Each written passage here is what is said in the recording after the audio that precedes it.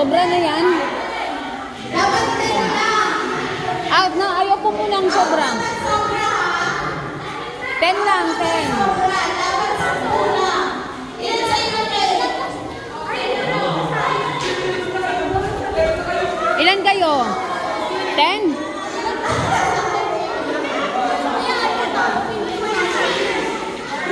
Ilan ka sa inyo? 10.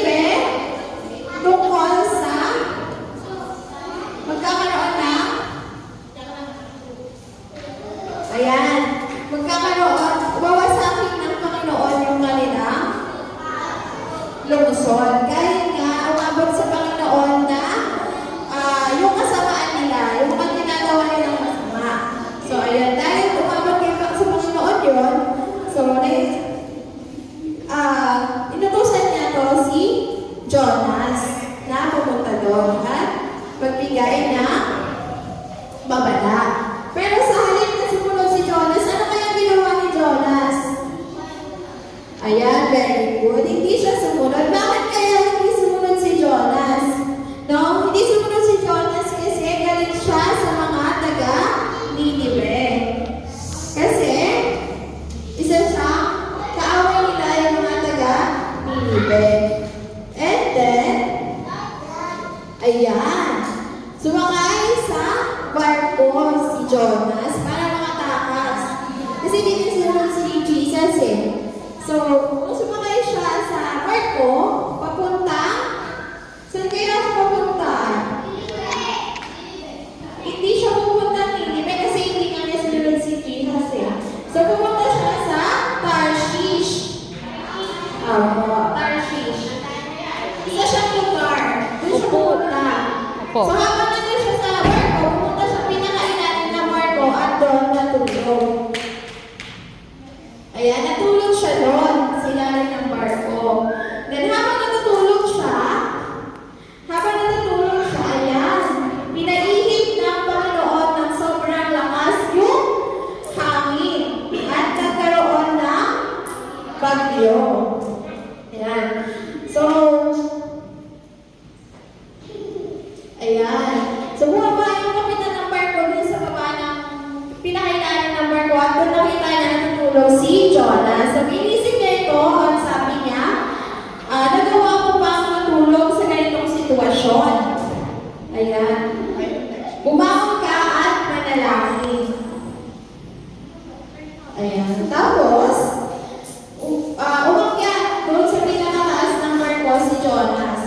No, kasama niya yung mga marino. So, sobrang takot ng mga marino. Ang ginawa ng marino, yung mga mamimigay nilang bagahe, tinapon nila para buuan yung barko.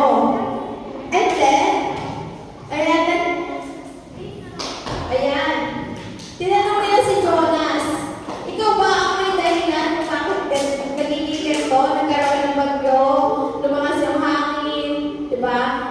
So, si Jonas, umamin siya na siya yung naging dahilan kung bakit naging ganon. Kasi nga hindi siya sumunod kay Jesus. So, sabi niya sa mga marino, itapon niyo na lang ako sa dagat at para mawala yung bagyo at malakas na hangin. So, ayan, tinapon siya sa dagat. Tingin niyo, ano nangyari kay Jonas nung tinapon siya sa dagat? Ha? Nalunod? Ano pa? Ano ba tingin niyo? Nakaligtas. So, ito yung nangyari kay Jonas. Nagpadala ang Panginoon ng isang malaking isda. So, ano ginawa ng isda? Dinahin siya, no? Nung doon na nirahan si Jonas sa loob ng 3 araw at 3 gabi. So, habang nandun siya sa loob ng isda, sa loob ng tiyan ng isda, nagsisi siya sa mga kasalanan niya. No? Nagdasal siya kay Lord na humingi siya ng tawad. And nagpasalamat din siya kasi niligtas siya ng Panginoon. And then after nun, inutusan ng Panginoon yung isda na pumunta sa dalampasigan. Tapos doon, niluwag ng isda si Jonas. So after nun, ayan, sumunod si Jonas sa Panginoon na pumunta sa Ninive at sabihin na wawasakin ng Panginoon ang kanilang lungsod pagkatapos na 40 araw. So 40 days, after ng 40 days, wawasakin daw ng Panginoon ang lungsod nila. Ayan. Tapos, naniwala yung mga tao doon. Naniwala. Ang ginawa, mga labing pangluksa, and then, nagsisi sila sa kanilang kasalanan. Ganun din yung hari ng Ninive, no? Nagkaroon nga siya ng proclamation na huwag kumain ng kahit anuman, no? At magsisi, magdasal, at humingi ng ginawan sa Panginoon. No? After nun, nakita ng Panginoon, natuwa siya kasi nag-iba na yung Ninive. Diba? Nagsisi na sila sa kanilang kasalanan.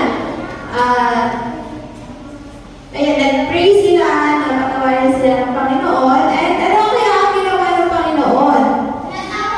Ha? Opo, tama. Hindi na tinuloy ng Panginoon yung plano niya na wasakin yung lungsod nila. Ano nga yung lungsod po nila? Ayan, very good. Yung lungsod ng Ninive. Hindi na nila yun binasa at ayun, namuhay sila ng naayon sa Panginoon. So, yung nagsisi sila. Kaya, ganun din dapat tayo ha. Pag may nagagawa tayo ng kasalanan, ano pong gagawin? Magsisi at mag-pray na humingi ng tawad. Tama po ba? Ayan, meron akong tanong.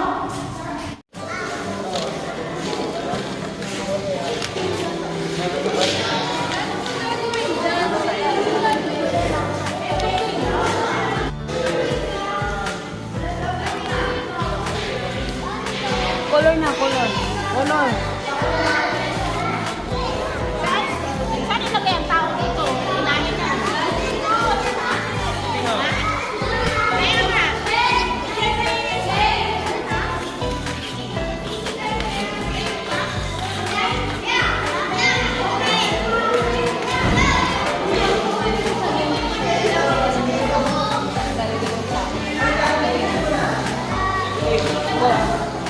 Oo, pag wala na.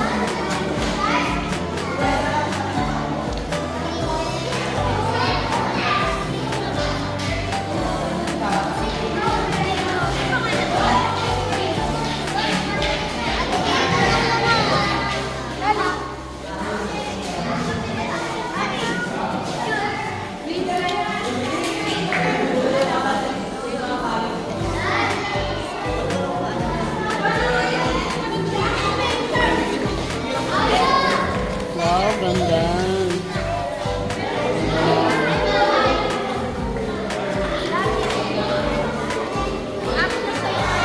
Gilapisan mo na, Ben. Ay, nagkanawanan na yung mga ballpen.